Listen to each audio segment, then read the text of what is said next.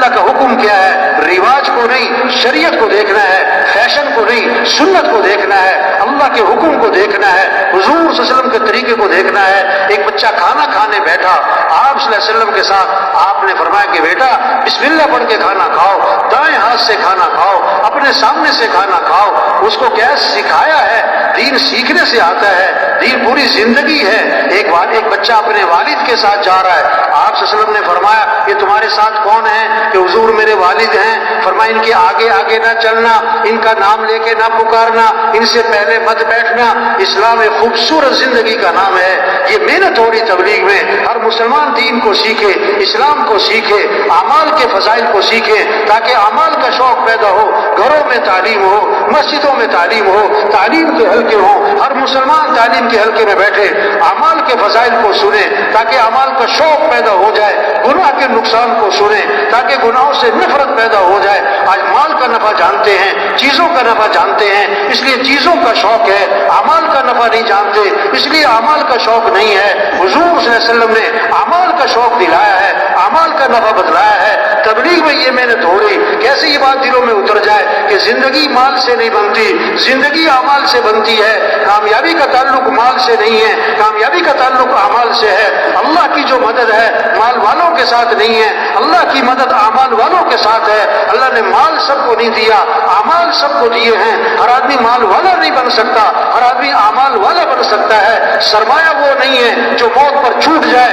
سرمایہ وہ ہے جو موت پر ساتھ جائے۔ مال ساتھ نہیں جائے گا، اعمال ساتھ جائیں گے۔ سرمایہ مال نہیں ہے، سرمایہ اعمال ہے۔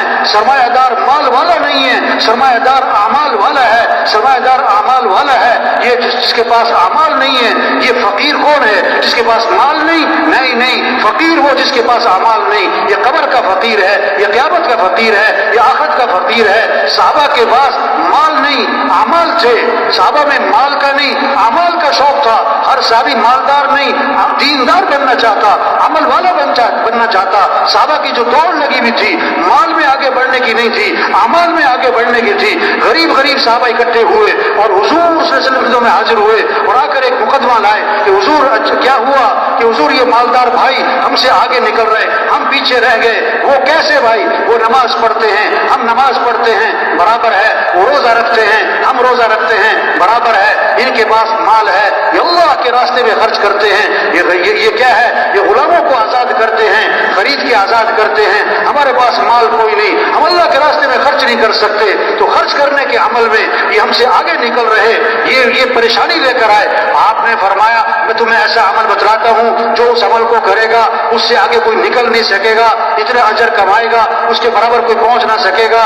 وہ کیا ہے؟ فرض نماز کے بعد 33 مرتبہ سبحان اللہ، 33 مرتبہ الحمدللہ، 34 مرتبہ اللہ اکبر، جو یہ پڑھے گا اس کے برابر کوئی پہنچ نہیں سکے گا۔ اب غریب صحابہ بڑے خوش ہو گئے، واہ واہ ایسا عمل ہاتھ آ گیا، ہمارے برابر کوئی نہیں پہنچ سکتا۔ اب مسجد میں گئے، نماز پڑھی نا تو بیٹھ گئے، اب جناب تسبیح کر رہے۔ اب اس زمانے کے جو مالدار تھے انہیں بھی شوق کس کا تھا؟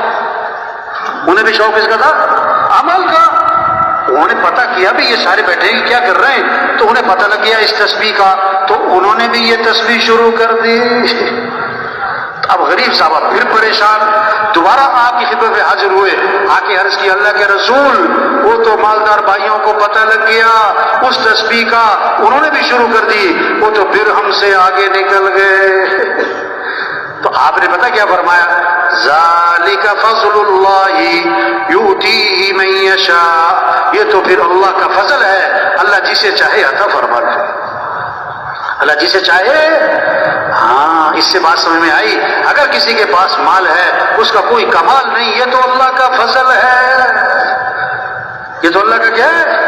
اس قصے سے کیا سمجھ میں آیا؟ صحابہ کی دوڑ مال کی تھی کہ اعمال کی تھی؟ مالدار بننا چاہتے تھے کہ دیندار بننا چاہتے تھے؟ بس یہ محنت ہو رہی، سب میں اعمال کا شوق آ جائے۔ گھروں کی آبادی چیزوں سے نہیں ہے، گھروں کی آبادی مال سے نہیں ہے، زیور فرنیچر سے نہیں ہے، ٹائل پتھر سے نہیں ہے، گھروں کی آبادی اعمال سے ہے، اعمال سے ہے، اعمال سے ہے۔ ویران گھر وہ نہیں ہے جن گھروں میں مال نہیں اور چیزیں نہیں، ویران جس گھر میں اعمال نہیں، صحابہ کے گھر چیزوں سے خالی تھے اور اعمال سے، بولو بھائی، بھرے ہوئے تھے. آج گھر چیزوں سے بھرتے جا رہے اور اعمال سے کیا ہو رہے؟ اعمال سے کیا ہو رہے؟